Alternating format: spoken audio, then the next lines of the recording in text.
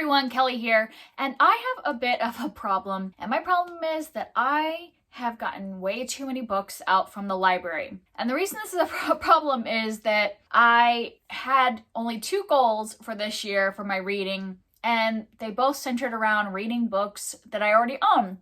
But for some reason, lately I've just been ordering more and more books in the library, and now I have like a huge amount of books out. And so my plan is just to kind of like focus on library books in June. So this is somewhat a TBR video for June, just because I need to, read some of these books I have in the library. Some are due back, and also just it's feeling a bit of a burden that I have so many out. And also this video serves as a library haul. I just want to show you what I got out from the library. The majority of these books are new releases in 2021, and that's kind of how this happened, because at the beginning of the year, when I made my anticipated releases video, I just went into my library and reserved all those books. And because my library knows ahead of time, if it's going to have books even months in advance. And so I just typed in all those books, and then they would just show up when they came available. I was keeping up with that for the first several months of the year, and now that we're getting towards the middle, not only is that catching up to me that I have new releases backed up, I also have been watching other people's videos who are recommending new releases that I didn't have on my radar, and so then I just reserve those from the library instead of just putting them on my TBR. So I did this to myself, and it's not that I want to give up on my goals of reading from my shelves, but I think in June I just really want to focus on these, because a lot of these I'm very interested in reading that I got from the library. So I'm just going to spend the month really focusing on these library books, and then go back to my goals after that and try to do a better job of not automatically reserving things from the library. I don't have that many more new releases reserved for future months, because I kind of only reserved the ones for the first half of the year. And so I'm going to try not to add a bunch of new releases for the rest of the year, just try to do a moderate amount that I could get through while still reading from my shelf. Enough of that intro, let's get into the book. So I kind of split them a little bit. I'm going to start with the new releases in case you're interested in knowing kind of new releases that I really want to read and that might not have heard of. Some of these have gone around a lot on Bookstagram and things like that, so you might have heard of them. So I'm gonna start off with the ones that are mostly adult. There's, I think, one young adult in this pile. So first I have Finley Donovan is Killing It by Elle Casimano. I've never heard her name said out loud, so I don't know, but I've seen this around Bookstagram all over the place. It's supposed to be kind of a humorous, I don't know if it actually is a thriller, but it says a mystery down here. So mystery thriller, but with humor. And I did actually start this. I got in about 15 pages. So I'll probably be reading this one first, because this one's actually due early to the library. And then I have The Women of Chateau Lafayette by Stephanie Dray, which is a historical fiction. And I was supposed to buddy read this in May, but it turned out that I overestimated the ability to read both the giant book, The Count of Monte Cristo, and this really big book, both in physical form. So I'm going to be picking this one up in June. I now have the audiobook from the library as well, so I can go back and forth. It should make it easier to actually get to that one. And then I have Arsenic and Adobo by Mia Manansala, and this one was a book of the month pick, so I've seen a lot of people talking about it. It's a cozy mystery, and part of the reason I picked it up was because it has a little dachshund. My parents have had dachshunds for years. I don't usually read cozy mysteries, but that one kind of stood out as one that I wanted to give a try. And then the only young adult book I have is The Cost of Knowing by Brittany Morris. This is the one I've had from the library, I think, the longest. And the only reason I've been putting it off is because I know the subject matter is really tough. I think it's about a boy who can see into the future, and he sees that his younger brother is going to die or something like that. And so that seems really tough to read. And so I've just been putting it off for emotional reasons. So there may come a time where I just return this to the library if I think the subject matter is too much for me. But for now, it isn't due back quite yet. So I am keeping it as a possibility that I might actually still get to that. And then I have If I Disappear by Eliza Jane Brazier. And this is, I believe, a thriller, or at least kind of more of a mystery about a woman that goes missing and another woman who's kind of obsessed with the podcast if the woman goes missing, and so she tries to find out what happened to her. And then the next two books are like, I've seen them everywhere, so they're really popular right now. So I'm a little worried that they won't live up to the hype for me. I have We Begin at the End by Chris Whitaker, and I actually don't really know much about this book at all. I think it might be dystopian, but or a crime book. I actually have no idea what this is about, but I've seen it everywhere. And it actually, I've had it on hold for like 3 months or whenever it came out. I guess it came out in March. So that could have been almost 3 months. Basically, since it came out, I had this on reserve because I had heard a lot of early reviewers talking about it and raving about it being like their favorite book of the year and all this stuff. And so it finally just came in. And then I have Project Hail Mary by Andy Weir. And this is obviously getting a lot of buzz because The Martian was an amazing book that a lot of people love. I really love The Martian, so I'm hoping that this one will stand up to it. I've had some friends read it that go back and forth. Some say it was even better than The Martian, and others feel like it was just a copy of The Martian. I would like to see where I stand. I know The Martian read really fast, so this one is due soon because a lot of people are waiting for it, so hopefully this will be one I get to towards the beginning of June. And then I have a bunch of middle grade novels. I would say most of them are fantasy, but there are a couple of contemporaries because I lean towards enjoying middle grade fantasy more, but there were a couple of contemporaries that sounded really good. And so the first one is Finding Junie Kim by Ellen O. And the reason I picked this up is because I'm reading another book right now by Ellen O. And I was just like, what else has she written? Because she seems to be a good middle grade author. I'm only halfway through that book, so can't confirm I'm going to love it. And I saw that this was a new release, and this is a contemporary about a girl who is, I think she's being bullied at school. And then her teacher signs her history project and she decides to interview her parents who lived through the Korean War. So I think it's, taking place in modern times, but she's, going back and learning about the Korean War. So that sounded really interesting. I've heard good things from the early reviewers.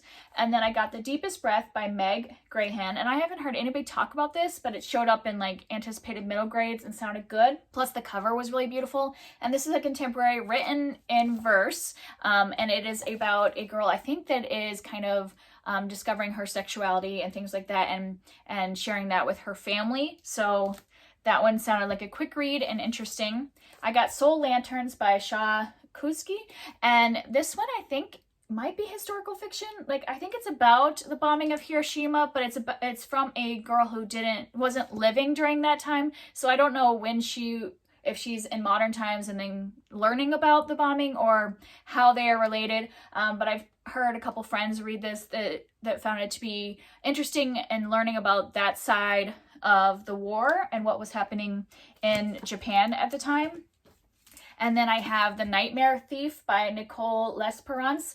And I had not heard anybody talk about this, but the cover looked gorgeous when I looked at middle grade new releases. And it's like a fantasy that involves dreams and magic. And like, I think this girl, her family has the ability to alter people's dreams and things like that with their magic. And that just sounded really interesting. So I wanted to give it a try. And then the next two are because I really enjoy creepy middle grade. So I was looking up if there was any like creepy middle grade books that were coming up this year. And I saw Long Lost by Jacqueline West. And I think this is about a girl who finds a book where it's about a book about the town she's living in, and like weird things are happening, and then it's like, is the book real or is the book fiction? So that sounds nice and creepy and fun, and plus this cover looks nice and creepy, so that sounds fun. And then the other like creepy middle grade novel I saw was called The In-Between by Rebecca K.S. Ansari, and I think this is following a boy who finds out there's like a mystery in the town that's been unsolved or something like that. And yeah, the cover just really pulled me in when I saw it on Goodreads. And then one from an author that I've read all of her middle grade books is Hazel Bly and the Deep Blue Sea by Ashley Herring Blake. I've read Ivy Aberdeen's Letters to the World and The Mighty Heart of Sunny St. James, both by this author. Those are the other two middle grade books she read, and I think they're just so fun. They're contemporary, but like sweet and have a lot of like real life issues going on. And so I picked this up, and I really don't know at all what this is about, just the fact that the author is one that I've enjoyed her books in the past. So I've had this book like on my TBR ever since it was announced like a year ago. So I'm very excited to have that one. And the last middle grade one is The Last Fallen Star by Gracie Kim. And the reason I picked this one up, this is one of the Rick Riordan Presents, so it's kind of like based off of, usually they're based off of mythology or different cultures. This one looks like it focuses on Korean culture and is a fantasy. But the reason I picked this one up specifically is I believe it involves adoption. Like, I think our main character is adopted, so even though her family is a family that has magic, since she was adopted and not biologically related to the family, she doesn't have magic. And then I think she has to save her magical family even though she lacks that magic. And so that just sounds like a really great way to incorporate adoption into a fantasy book. So those were all the new releases, but then I had some others that I had out from the library.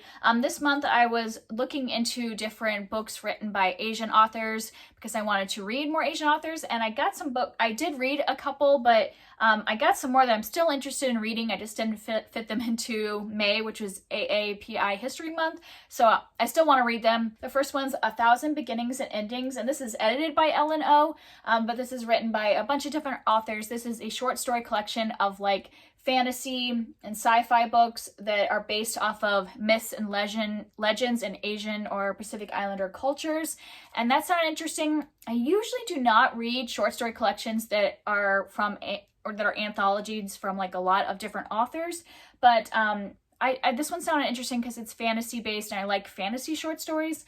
So I thought I'd give it a try and see if I'm wrong in thinking I don't like anthologies from a lot of different authors. So I at least want to give this one a try before I make that statement more firm. And then I picked up a couple short story collections that are from the same author.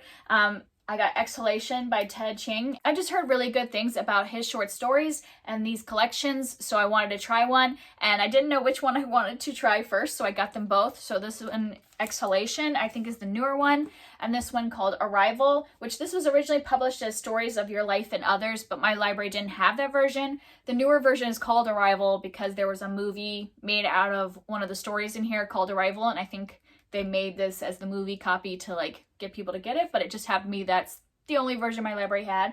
So I was thinking of starting with this one just because it was made into a movie, so then I could watch the movie if I was interested, but then this one I think has higher ratings. So I don't know which one I'm going to pick up, but I want to try one of his short story collections because I hear such good things about it, and I've gotten really into like sci-fi or fantasy short stories. And then I also picked up The Memory Police by Yoko Ogawa, and I picked this up because I recently read her book, what is it called? The Housekeeper and the Professor? The Housekeeper and the Professor. I read that a few months ago, and I really enjoyed it, and that was like a contemporary book, but this one I think is more like a dystopian novel or a sci-fi novel, and the concept sounds interesting. I think it's about like some kind of illness that's going around that makes people lose their memories, and I don't know, that just sounds really like scary, but also a really interesting concept, so I want to try that one. And then I picked up Odd and the Frost Giants by Neil Gaiman, and this one is illustrated by Chris Riddell.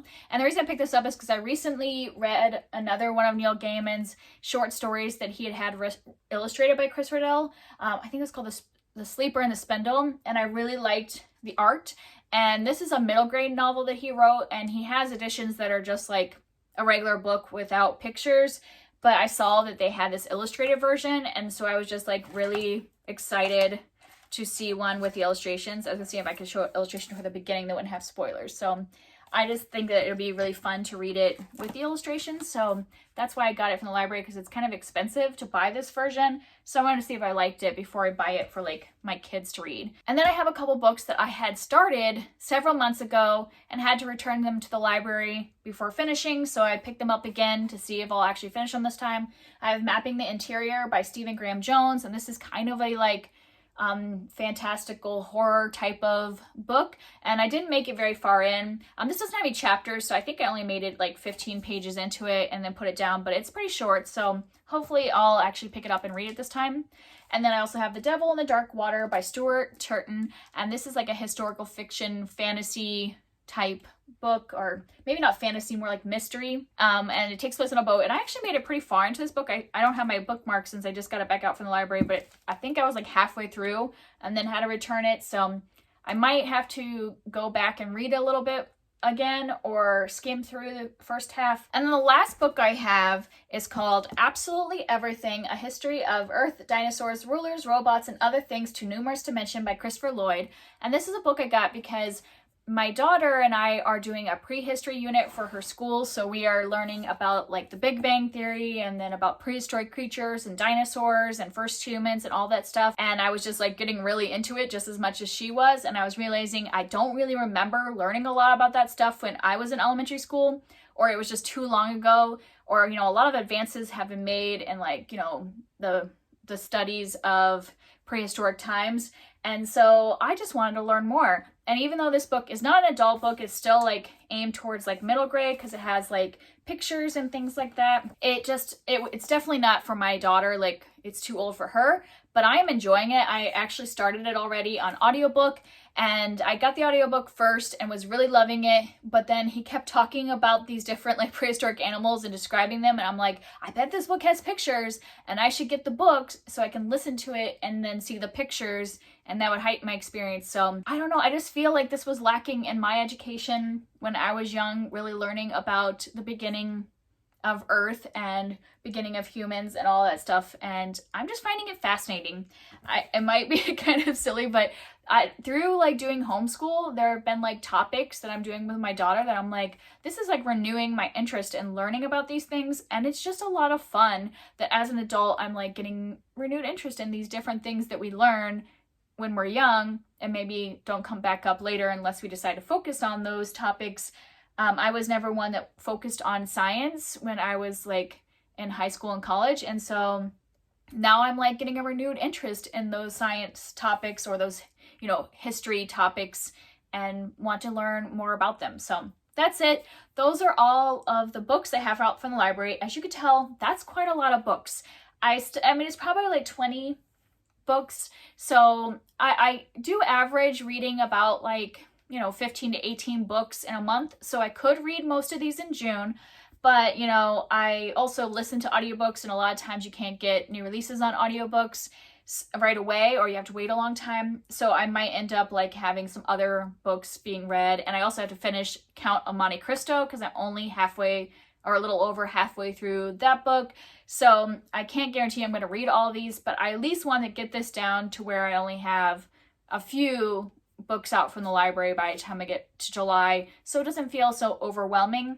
And I know I could just return all these, but I am really generally interested in them, so I do want to get as many of these books read as possible in June. And I don't want to just send them back to the library after having requested them, because I want to at least like see if I like them. There might be some that I DNF after a few chapters, so it might not be as much as what I think, because you know, a lot of them I didn't hear a lot of news about. I just kind of saw the pictures and things like that and thought that the cover looked interesting or the topic looked interesting, but I haven't heard people review them, so who knows.